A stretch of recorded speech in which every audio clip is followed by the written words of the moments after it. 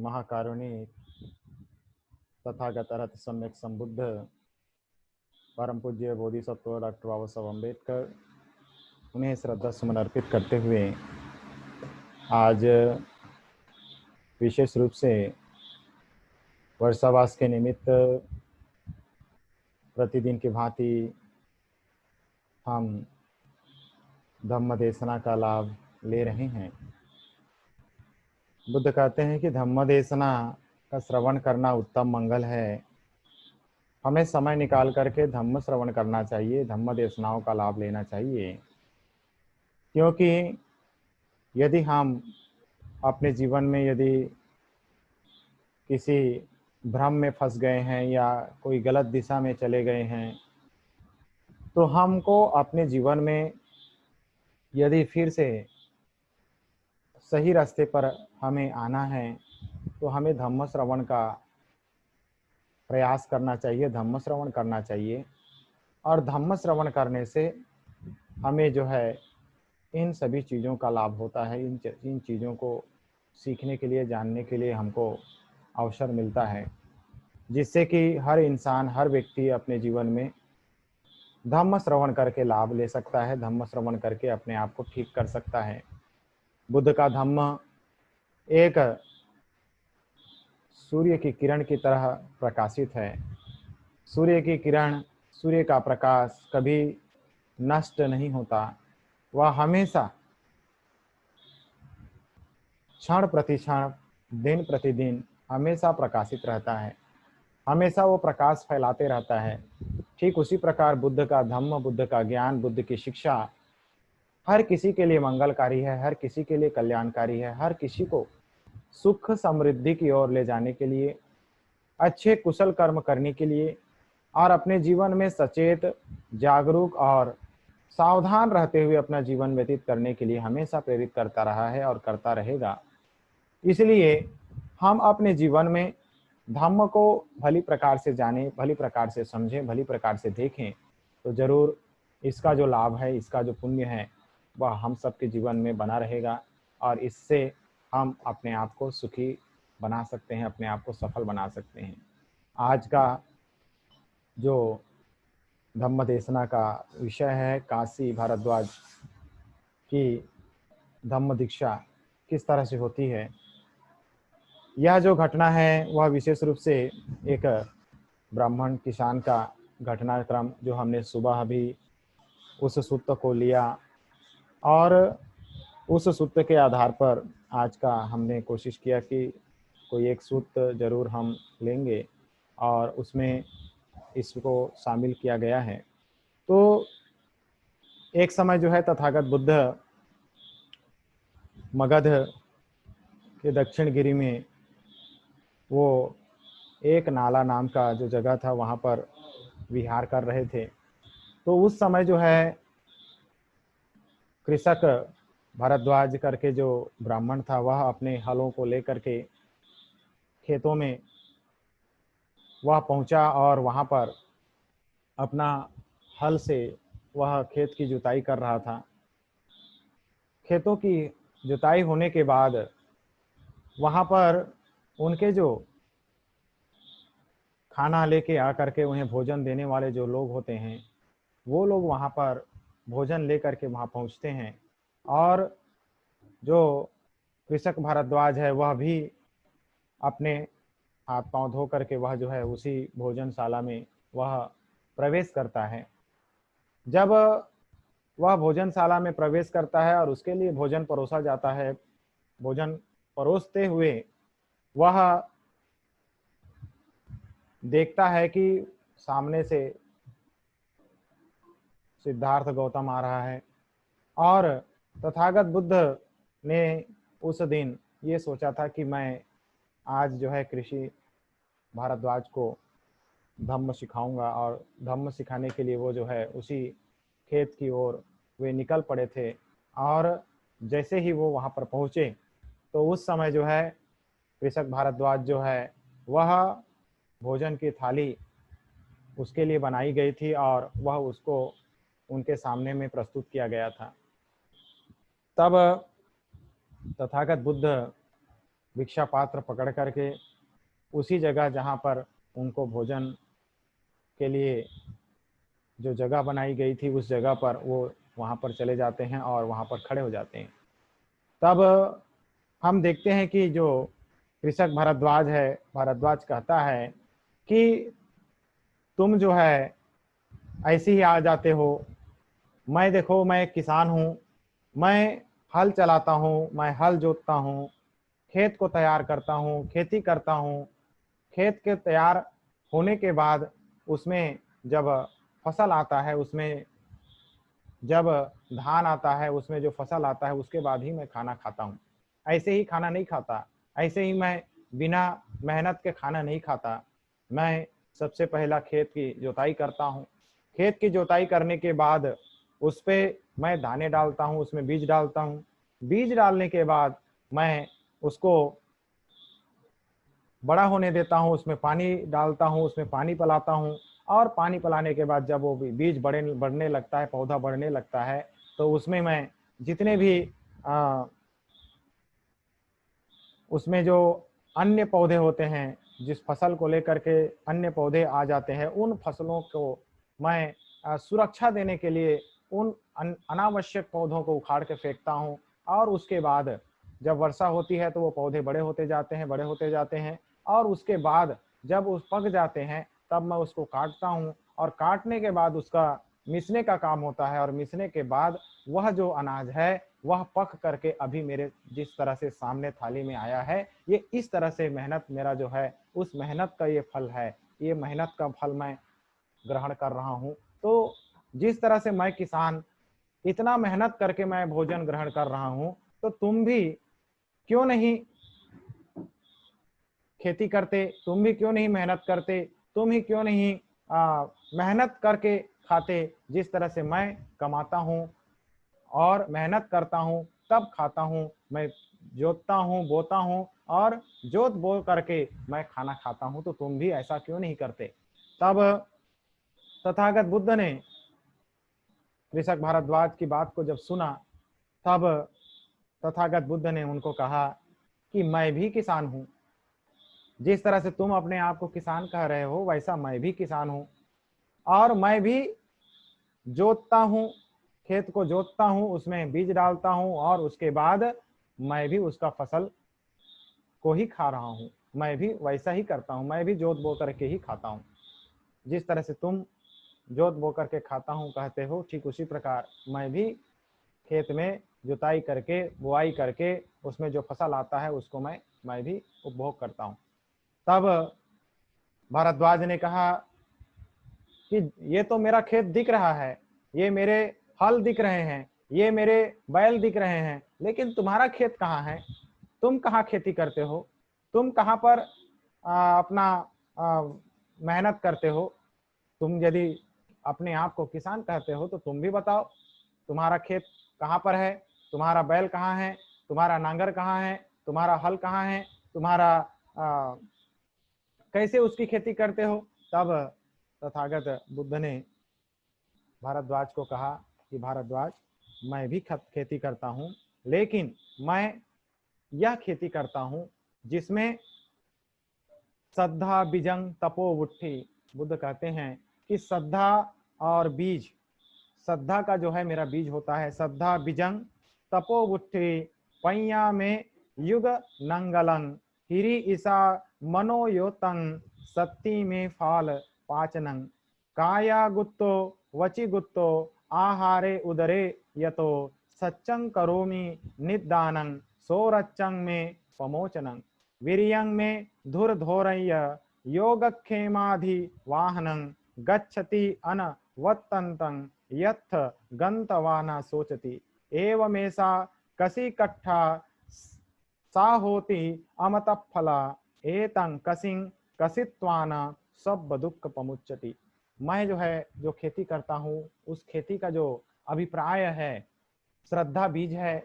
तथागत बुद्ध कहते हैं कि श्रद्धा जो है बीज है, और इसमें जो है मैं बहुत मेहनत करता हूँ, तब करता हूँ, और वो जो वर्षा होती है वो तब करने से इससे संबंधित है। प्रज्ञा मेरा जो है जुड़ा है, हल है। प्रज्ञा से मैं इस हल को खेत की जुताई करता हूँ। और लज्जा नांगर का दंड है, लज्जा नांगर का दंड है। मन चित्त जो है वह डोरी है, उसको मैं हमेशा बैल को जो बांधने के लिए जो उसके नत्थी लगी रहती है, उसमें वो जो रस्सी लगी है वह मन और जो चित्त है उसका डोर है। स्मृति जागृति जिसको कहते हैं वह फाल और चाबुक छेदनी है, छेकुनी है। छेकुनी का मतलब जिसमें हम बैल को छेकते हैं, पीठ लाइन में चलने के लिए कहते हैं। और जो फाल है, फाल उसमें लगा रहता है, वह जिससे जमीन को जिस दिशा में हम काटते हैं उस दिशा को काटने के लिए हम जो है इसका उपयोग करते हैं। बुद्ध कहते हैं कि वीर्य जो है मेरा बैल है। वीर्य का मतलब उत्साह, उत्साह से मैं जो है इसको क्या करता हूँ, इस बैल को चलाता हूँ। और निर्वाण की गाड़ी है, निर्वाण की जो गाड़ी है, मैं उस गाड़ी पे बैठता हूँ और बिना रुके यह चलती है और वहां जाकर रुकती है जहां कोई शोक नहीं है, जहां व्यक्ति अपने आप को संतुष्ट पाता है। मैं इसके लिए मैं शरीर में संयत रहता हूँ, शरीर से संयत रहता हूँ, वचन से संयत रहता हूँ, भोजन और पेट के प्रति संयत रहता हूँ। मैं सत्य की निराई करता हूँ। अरहत्व की प्राप्ति ही मेरा फसल काटना है। और इस तरह से मैं निब्बान का जो फल है, परम सुख का फल है, उसे मैं हासिल करता हूँ और उसको मैं खाता हूँ। इस तरह से मैं पुण्य का खेत मेरा जो है वह इस तरह से है और इस तरह की खेती मैं करता हूँ। जिस तरह से तुम भी खेत को तैयार करते हो, जोताई करते हो और जोताई करने के बाद उसमें बीज डालते हो, ठीक उसी प्रकार मैं भी श्रद्धा का बीज डालता हूँ और उसमें वर्षा होती है बहुत। और वर्षा होने के बाद मैं भी उसमें क्या करता हूँ, उसकी भली प्रकार से देखभाल करता हूँ, भली प्रकार से उसको देख रेख करता हूँ, प्रज्ञा पूर्वक देख रेख करता हूँ। और प्रज्ञा के बल से मैं उसको सही और अच्छे फसल की प्राप्ति के लिए तप करता हूँ, मेहनत करता हूँ। और साथ ही साथ मैं अपने शरीर को, वाणी को, मन को संयत रखता हूँ। जिस तरह से इसमें भी जब वर्षा होती है तो इसमें भी बुराई के पौधे उगते हैं, इसमें भी अनावश्यक पौधे उगते हैं जिसको मैं उखाड़ता हूँ, फेंकता हूँ। और जो सार सार होता है, जो उचित होता है, जो अच्छा होता है, जो जिसको मैंने लगाया है, उसी बीज को, उसी के पौधे को मैं रखता हूँ। बाकी पौधों को जो अनावश्यक वहां उग जाते हैं, ऐसे पौधों को उखाड़ के फेंक देता हूँ। और इस तरह से मैं उस फसल की वृद्धि को देखता हूँ और वृद्धि को देखते देखते जब वह फसल पूर्ण रूप से पक जाता है तब उसको मैं काटता हूँ और शांति सुख का मैं जो है फल खाता हूँ। ठीक इस प्रकार से मैं अपनी खेती करता हूँ। जो खेती अनंत सुख को लाता है, अनंत कल्याण को लाता है, मन को शांत रखता है। और इस प्रकार की खेती करके हर कोई व्यक्ति, हर मनुष्य इस दुखों से मुक्त हो जाता है। जो भी उसके जीवन में दुख है उससे मुक्त हो जाता है। तो मैं इस तरह की खेती करता हूँ। और जब यह बात भारद्वाज ने सुना तब भारद्वाज कहता है कि आप तो मेरे से ज्यादा बड़े किसान हैं, आपकी खेती तो मेरी खेती से कई गुना अच्छी है। और मैं जो खेती करता हूँ उस खेती में तो केवल मुझे कष्ट ही मिलता है, लेकिन आप जो खेती कर रहे हैं उस खेती में तो आपको आनंद, प्रसन्नता, सुख और निब्बान जैसा सुख मिल रहा है, जो अनंत कल्याणकारी है, अनंत मंगलकारी है। इस तरह से जब भारद्वाज ने तथागत बुद्ध को कहा तो तथागत बुद्ध ने इन सब बातों को सुनते हुए उन्हें जो बातें कही वह उनके लिए अंगीकार हो गया। और वह जो है एक थाली बनाया जिसमें उसने खीर को रखा और तथागत बुद्ध के सामने भोजन को लेकर के वह पहुंच गया। तथागत बुद्ध के पास जाने के बाद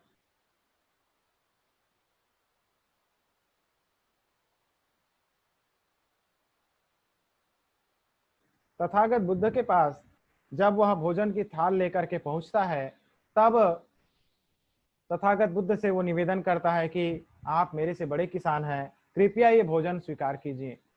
तब तथागत बुद्ध ने कहा, गाथा विगय्यं न भोजनय्यं, गाथा गा करके धर्म सिखा करके मैं भोजन नहीं लेता। और कभी भी कोई भी जो सत्य पुरुष हैं, जो सत्य के मार्ग पर चलते हैं, जो ज्ञान के मार्ग पर चलते हैं, जो न्याय के मार्ग पर चलते हैं, वो किसी को ज्ञान सिखा करके भोजन नहीं लेते। और यदि तुम इस भोजन को मुझे दे रहे हो तो मुझे नहीं लगता कि इस भोजन को अभी कोई ग्रहण कर पाएगा। तब भारद्वाज ने कहा कि मैं अब इस भोजन का क्या करूं। तब भगवान बुद्ध ने भारद्वाज को कहा कि यह भोजन को ग्रहण करने के लिए अभी कोई भी सत्व, कोई भी जीव, कोई भी मनुष्य इसको स्वीकार नहीं कर सकता, क्योंकि यह भोजन अब जो है कोई पचाने के योग्य नहीं रहा।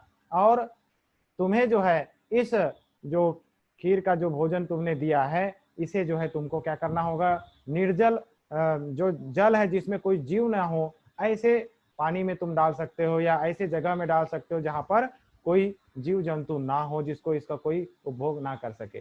तब भारद्वाज ने उस खीर के पात्र बर्तन को जिसमें उसने रखा था, उसे जो है निर्जीव वाले जल में उसने डाला। जैसे ही वहां पर उसने उस जल में डाला, खीर के उस पात्र के जो रखे हुए खीर थे उसको डाला, तो वहां पर देखते हैं कि वो जो खीर का जो जैसे ही पानी में जब वह पड़ता है तो वहां से चिटचिटाहट की आवाज आती है। और वो चिटचिटाहट की जो आवाज है वह ऐसा लगता है जैसे कि कोई गरम वस्तु या गरम जो लोहा जिस तरह से पानी में हम डालते हैं तो बहुत सारा उसमें झाग निकलता है, धुआं निकलता है, चिटचिटाहट पैदा उत्पन्न होती है। ठीक उसी प्रकार उस खीर का जो है जब पानी में डाला गया तो वहां से धुआं निकला, वहां से चिटचिटाहट की आवाज आई, और वह जो जल में जाने के बाद वह शांत हुआ। तो इस तरह से यहाँ पर तथागत बुद्ध उस क्रियाकलाप को देखते हुए भारद्वाज हाथ जोड़ करके तथागत बुद्ध को निवेदन करता है कि तथागत, आपने जो मार्ग बताया वह मार्ग मेरे लिए बहुत ही कल्याणकारी है, मेरे लिए बहुत ही मंगलकारी है। आप भटके को रास्ता बता देते हैं, आप जो नहीं देख सकता उसे आप आंख दे देते हैं। आपके बताए हुए मार्गदर्शन से हर व्यक्ति अपने जीवन में सुखी हो सकता है। कृपया आप मुझे अपने संघ में सम्मिलित कर लीजिए और मैं भी आपके संघ में प्रवृत्त हो जाऊं, या प्रवज्जा मिले, उपसंपदा मिले मुझे भी, मैं आपसे याचना करता हूं, यही मेरी याचना है। तब तथागत बुद्ध ने भारद्वाज को संघ में सम्मिलित किया, और संघ में सम्मिलित करने के बाद वह जो है धम्म का अभ्यास करते हुए, साधना का अभ्यास करते हुए, अपने आप के उन सभी राग अग्नि, द्वेष अग्नि, मोह अग्नि को नष्ट करते हुए वह अपने जीवन में कुछ ही समय के बाद वह क्या हो जाता है, दुखों से मुक्त हो जाता है, और वह जो है अरहंत अवस्था को भी वह प्राप्त कर लेता है। वह भी अपने जीवन में ऐसी अवस्था को प्राप्त कर लेता है जो तथागत बुद्ध हर किसी को निब्बान की अवस्था कहते हैं। तो इस तरह से हम देखते हैं कि जो काशी भारद्वाज, जो कृषक भारद्वाज था, वो कृषक भारद्वाज बुद्ध के संग में शामिल होकर के उसने अपने जीवन के सभी प्रकार के विकारों को दूर किया, विकारों को नष्ट किया, और अपने जीवन में वह अच्छा एक अरहत्व अवस्था को प्राप्त कर धर्मानुकूल आचरण करके अपने जीवन को मंगलकारी कार्यों की ओर लेके गया। तो ठीक उसी प्रकार बुद्ध के धम्म में जो तथागत बुद्ध ने जो हमें बुद्ध का जो मूल सिद्धांत है, जिसमें हम भी एक किसान हैं, और चाहे वो भिक्षु हो चाहे उपासक हो, वह भी एक किसान है जिसको शील समाधि प्रज्ञा का अभ्यास करते हुए अपने जीवन में उन कर्मों को करना है जिसको तथागत बुद्ध ने काशी भारद्वाज को बताया। और वही कार्य हमारे लिए भी है। जिस तरह से हम खेत को तैयार करते हैं, तो खेत को तैयार करने का जो मतलब है कि जो हमारे जीवन में जो सुख की खेती हम करना चाहते हैं, जो प्रज्ञा की खेती करना चाहते हैं, उसमें बहुत सारे हो सकते हैं, कांटे हों और पत्थर हों, या ऐसे अनेक अव्यवस्थित चीज हों जो आपकी खेती को अच्छा नहीं बनाते या अच्छा चीज उत्पन्न होने नहीं देते। तो हमें इस बात को समझना है कि तथागत बुद्ध ने जिस तरह से खेत को साफ करने के लिए हमको मेहनत करने के लिए कहा। जैसे यदि किसी खेत में कंकड़ पत्थर हो या उसमें कांटे हों या अनावश्यक पेड़ पौधे लगे हों तो उसमें खेती करना बहुत कठिन होता है। यदि हमको खेती करना है और अच्छे फसल की प्राप्ति करना है तो हमको क्या करना होगा, हमको जो है सबसे पहला वहां के जितने भी कंकड़ पत्थर वहां पर चट्टान के टुकड़े होंगे उसको वहां से हमको निकालना होगा, पहला ये काम करना होगा। दूसरा, वहां पर यदि कटीले झाड़ हैं या अन्य प्रकार के पौधे वहां लगे हुए हैं जिनकी कोई जरूरत आवश्यकता नहीं है तो ऐसे पौधों की कटाई करनी होगी, वहां से उसको साफ करना होगा, उसके जड़ों को उखाड़ के फेंकना होगा ताकि दोबारा वो वहां पर उत्पन्न ना हो सके। तो इस तरह से हमारा दूसरा भी प्रयास होना चाहिए।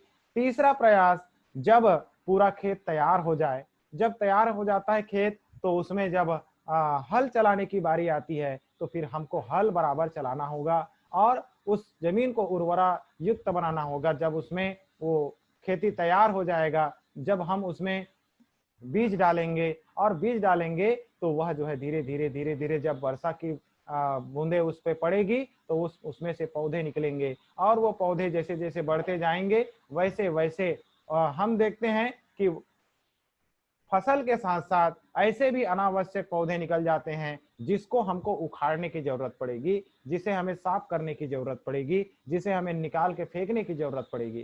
संसार में हम ये देखते हैं कि हमने तो फसल लगा दिया लेकिन हमने देख रेख नहीं किया, हमने उसकी देख रेख नहीं किया, उसकी सफाई नहीं की, उसमें अनावश्यक जो पौधे थे उसको हमने नहीं निकाला तो क्या होता है, वह जो है जो रिजल्ट जहां तक आता है वह रिजल्ट सही सही तरीके से नहीं आता। तो इसलिए हमें प्रयास करना चाहिए कि जिसमें अनावश्यक जो पौधे आ गए हैं उन अनावश्यक पौधों को जो फसल को बर्बाद करने में काम करते हैं, जो फसल को आगे बढ़ने में रोकने का काम करते हैं, उन पौधों को हमें उखाड़ना होगा और उखाड़ करके उसे फेंकना होगा। तब जा करके जो फसल हमने लगाया है वह बढ़ेगा और जब बढ़ेगा उसमें फल आएंगे, तब जा करके जब फल पक जाएगा तब हम काटेंगे और उसको काटने के बाद मीसने के बाद उसको हम जो है उपभोग कर सकते हैं, खा सकते हैं। नहीं तो यदि हम एक बार हमने फसल लगा दिया और उसके बाद हम उसको देखे भी ना, उसमें पानी है कि नहीं है, वो बीज बढ़ रहा है कि नहीं बढ़ रहा है, और सीधा यदि हमने अभी धान लगा दिया और 3 महीने के बाद जब फसल काटने का समय आए तब जा करके खेत में देखें, अरे भाई मैंने धान तो लगाया था, अरे भाई मैंने गेहूं तो लगाया था, अरे भाई मैंने ये पौधा तो लगाया था, कहाँ है वो पौधा? बोलने से वो पौधा नहीं दिखने वाला, क्योंकि जब हमने पौधा लगाया तब से लेकर के अब तक हमने उसको देखा भी नहीं, उसके बारे में जाना भी नहीं, उसके प्रति जो हमको मेहनत करना था वो मेहनत भी नहीं किया, तो फिर रिजल्ट कहाँ से आने वाला है? संसार में यदि कोई व्यक्ति कोई पौधा लगाता है तो उसका पूरी जिम्मेदारी उसको देखने की जरूरत पड़ती है, उसको खाद पानी देने की जरूरत पड़ती है, उसकी रक्षा सुरक्षा की व्यवस्था करनी पड़ती है, तब जा करके वो पौधा बड़ा होकर के फलदायी होता है। अन्यथा हम बोले कि मैंने तो ये किया था और ये फल मुझे कैसे नहीं मिला, तो ऐसा बोलने से नहीं होता। उसके लिए सतत जागरूक रह करके उसके अनुरूप हमको जागृत अवस्था में रह करके हमको क्या करना होगा, उसको खाद पानी देना होगा, उसे छोटा से बड़ा करना होगा। जब उसमें फूल आएंगे, फल आएंगे तो उसको जानवरों से बचाना होगा और जानवरों से बचा लेंगे तब फलेगा, तब काटेंगे, तब जो है एक प्रकार से देखा जाए तो उसमें जो है फसल जो है हमें कई गुना प्राप्त हो सकता है। अन्यथा फल की अपेक्षा करने से बात नहीं बनेगी। यदि हमने एक उदाहरण से थोड़ा सा समझने का प्रयास करेंगे कि मान के चलिए कि हमने एक जो चिड़िया है वो चिड़िया ने क्या किया, एक अपने चोंच से एक धान के बाली को उठाया और धान के बाली को उठा करके वह जो है आगे बढ़ने लगा अपने घर, जहां उसने घोंसला बनाया है वहां वह उड़ने के लिए निकला। बीच रास्ते में उस धान के बाली से कुछ दाने जो है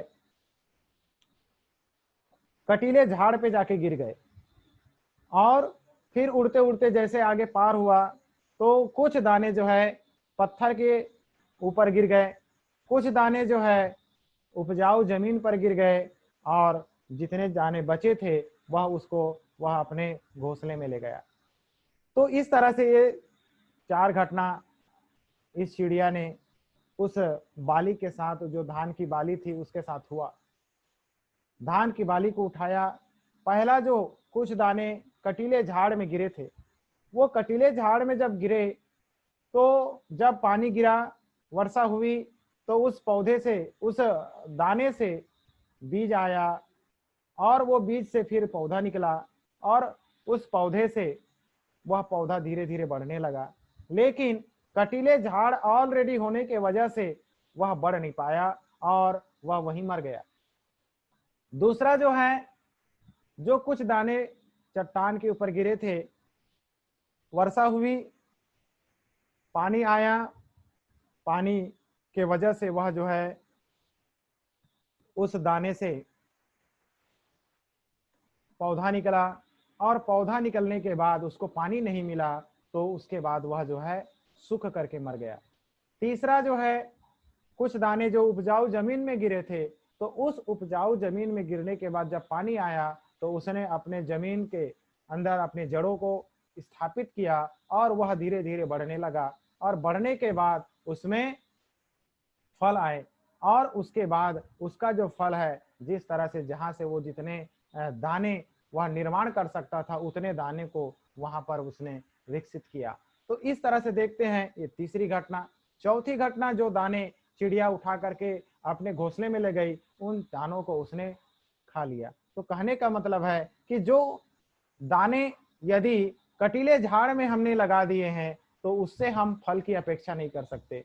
यदि हमने पत्थर पे रख दिए या चट्टान पर गिर गया तो उससे भी हम फल की अपेक्षा नहीं कर सकते। हम उसी जगह फल की अपेक्षा कर सकते हैं जहां पर उपजाऊ जमीन है, जहां पर अच्छा परिवेश है। जिस परिवेश में हम अपने आप को रखे हैं, उस परिवेश में हम यदि अच्छा से धम्म का अभ्यास करते हैं, अच्छे से धम्म का आचरण करते हैं, तो इसका जो पुण्य है, इसका जो फल है, वह हमको प्राप्त हो सकता है और इसका पुण्य ही हमें सुख समृद्धि की ओर ले जा सकता है। तो ठीक उसी प्रकार बुद्ध के धम्म में भी ऐसा ही है। और यदि कोई व्यक्ति पुण्य का खेती करना चाहता है तो उसे पुण्य का खेती करने के लिए खेत की जरूरत पड़ेगी। तो भगवान बुद्ध ने खेत खोजने के लिए कहा, आप खेत कहाँ पर खेती करेंगे?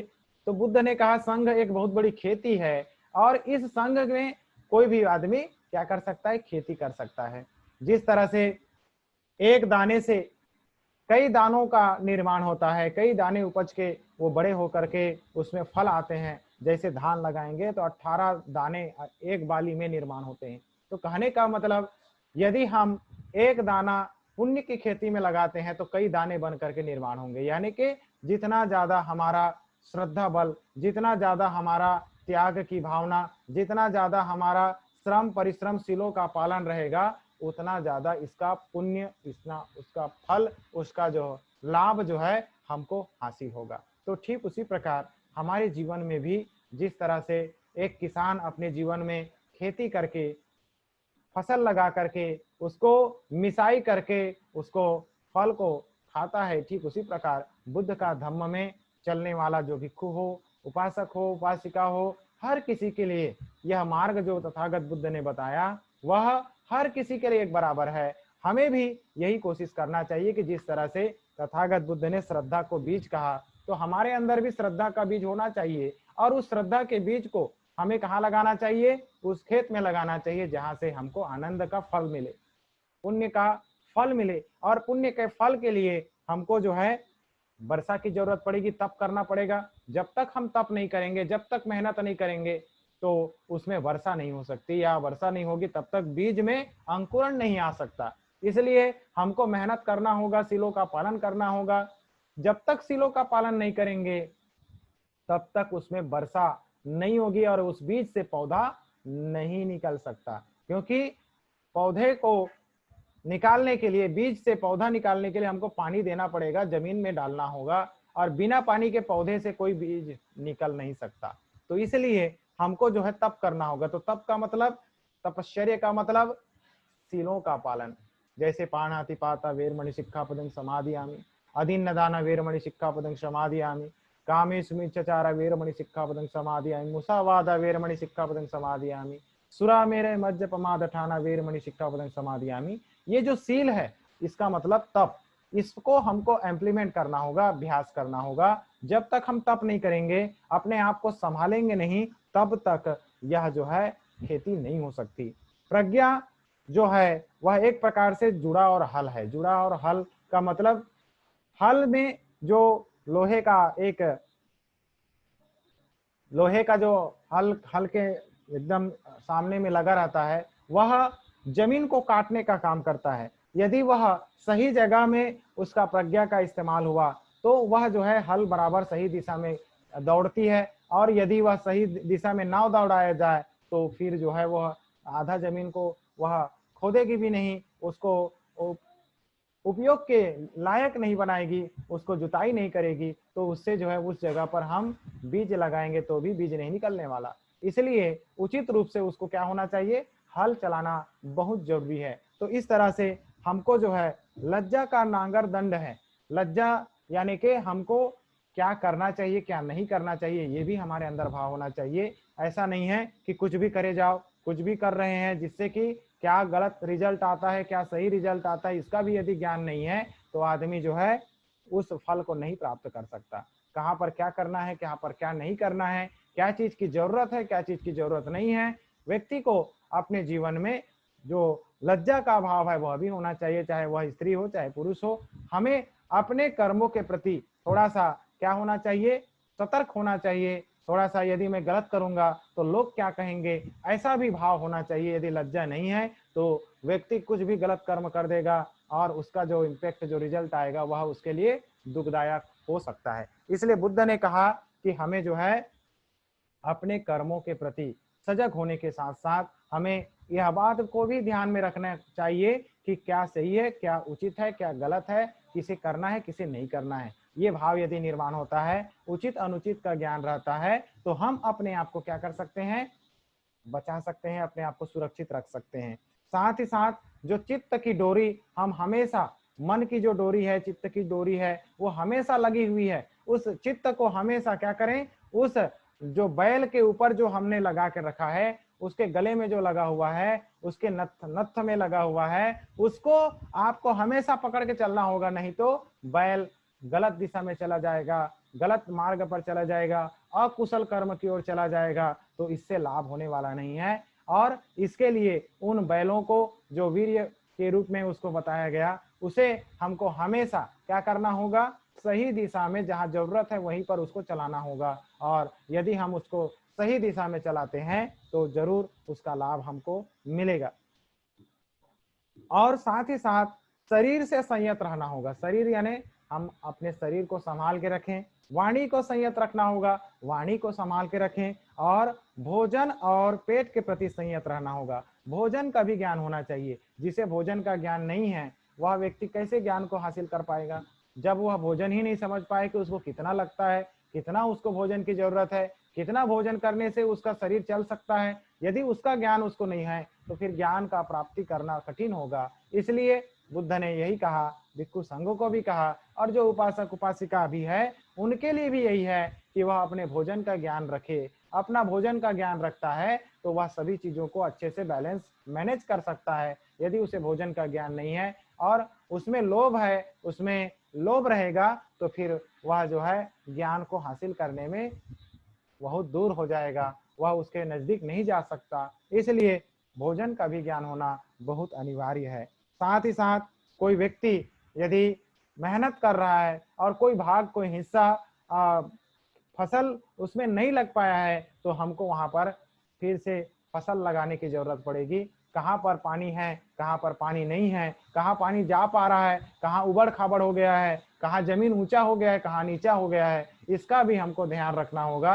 और जहाँ ऊंचा जमीन हो गया होगा वहाँ समतल करना होगा, मेहनत करना होगा, उद्योग करना होगा, और जहाँ गड्ढा हो गया है उसको बराबर करना होगा, ताकि वहां पर फसल उत्पन्न हो सके और सुख की प्राप्ति हो सके। तो इस तरह से तथागत बुद्ध ने कृषक भारद्वाज को जब धम्म सिखाया, धम्म बताया, तो धम्म सीखने और समझने के बाद उसने जो है अपने जीवन में धम्म को धारण किया, अपने जीवन में धम्म को समझा और धम्म को समझ करके उसने अपने जीवन को बेहतर बनाने का कार्य किया। और कोई भी व्यक्ति यदि इस तरह से धम्म का अभ्यास करता है तो चाहे वह गृहस्थ हो, चाहे भिक्षु हो, चाहे वह कोई भी हो, यदि संसार में वह अपने जीवन को सुव्यवस्थित तरीके से यदि आचरण करता है, शीलों का पालन करता है, अपनी खेती के प्रति सजग जागरूक रहता है कि मेरी खेती में कहीं अनावश्यक चीज तो नहीं है, कहीं ऐसा जो पौधा तो नहीं आ गया है जो मेरे खेती को नुकसान पहुंचा सकता है। तो इसका भी हमको ख्याल रखते हुए हमें अपने मन को सही दिशा में ले जाने की जरूरत पड़ेगी और अच्छा और उचित जो फसल है उसको हमको बढ़ाने का कार्य करना होगा और अनावश्यक पौधों को उखाड़ के फेंकना होगा, तभी जा करके इससे हमको लाभ मिल सकता है, अन्यथा लाभ बहुत मुश्किल होगा प्राप्त करने के लिए। तो इस तरह से तथागत बुद्ध ने जो हमें धम्म दिया, जो हमें मार्ग दिया, वह हमारे मंगल, हमारे कल्याण के लिए है और इस तरह से हम अपने जीवन को सुव्यवस्थित बना करके अपने जीवन को व्यतीत करें, जरूर इसका फल, इसका पुण्य हम सबको प्राप्त होगा और अपने जीवन में हम सुखी हो सकते हैं। तो इस तरह से आज के विशेष इस सूत्र में जो महत्व है वह हमें समझ करके अपने जीवन को अच्छे दिशा में ले जाने का प्रयास करना चाहिए। अपने जो बुराइयां हैं उनको दूर करने का कार्य करना चाहिए और अपने जीवन में निब्बान की अवस्था को साक्षात्कार करने के लिए मेहनत करना चाहिए, उद्योग करना चाहिए। यदि हम मेहनत और उद्योग करते हैं तो हम अपने जीवन को सुखी और सफल बना सकते हैं। तो आज की इस धम्मदेशना में हमारे साथ जितने भी उपासक उपासिकाएं शामिल हुए, आज के इस सूत्र का जो महत्व हमने सुना, इस सूत्रों को हम अपने जीवन में किस तरह से अमल में लाते हैं, किस तरह से अभ्यास करते हैं, किस तरह से हम खेती करेंगे, किस तरह से हमारा खेती अच्छा फल लाएगा, इसका भी हमको ध्यान में रखते हुए हमको मेहनत करना होगा। अभी जितने भी जगह देखा जाए तो सब लोग अपनी अपनी खेती में काम कर रहे हैं, मेहनत कर रहे हैं। गाँवों में किसान अपने खेती को अच्छा करने के लिए बराबर अपने खेत में काम कर रहा है। ठीक उसी प्रकार हम भी अपने जीवन में जिस तरह से तथागत बुद्ध ने कहा कि मैं भी किसान हूँ, तो जब बुद्ध किसान है तो हम भी किसान होंगे और हम भी किसान हैं तो उपासक उपासिका भी किसान होंगे। जो जो शील समाधि प्रज्ञा का मार्ग को अनुसरण करके निब्बान की गाड़ी में चढ़ा हुआ है और उसे निब्बान का अवस्था प्राप्त हो, सुख आनंद प्राप्त हो, इसके लिए उस गाड़ी को उसने चुना है और उसमें वह बैठ करके जा रहा है जो निब्बान परम सुख को प्राप्त करने में सहायक है। ऐसा मेहनत हमें भी अपने जीवन में प्रयास करना चाहिए, कोशिश करना चाहिए और यदि हम सही दिशा में हैं तो जरूर इसका पुण्य, इसका फल हमें जरूर हासिल होगा, जरूर प्राप्त होगा। तो इस तरह से आज की धम्म देशना में हमारे साथ जितने भी उपासक उपासिका शामिल हुए उनके लिए बहुत बहुत साधुवाद, बहुत बहुत मंगल कामनाएं। भवतु सब मंगलान् रक्षन्तु सब देवता सब बुद्धानुभावेन सदा सुखि भवन्तु ते। भवतु सब मंगलान् रक्षन्तु सब देवता सब धम्मानुभावेन सदा सुखि भवन्तु ते। भवतु सब मंगलान् रक्षन्तु सब देवता सब संघानुभावेन सदा सुखि भवन्तु ते। दुःखपत्ता च निदुःखा भयपत्ता च निर्भया शोकपत्ता च निःशोका कुन्तु सर्वेऽपि पाणिनो एतावता चाम्मेहि सब्बतं पुण्यसम्पदां सब्बे देवानुमोदन्तु सब संपत्ति सिद्धिया दानं ददन्तु श्रद्धाय शीलं रक्षन्तु सर्वदा भावनाभिरता हन्तु गच्छन्तु देवतागता सब्बे बुद्धा बलपत्ता पच्चेकान्नं च यं बलान् अर्हन्तानं च तेजेन रक्षं बन्धामि सब्बसु साधु साधु साधु। बुद्धं नमामि, धम्मं नमामि, संघं नमामि,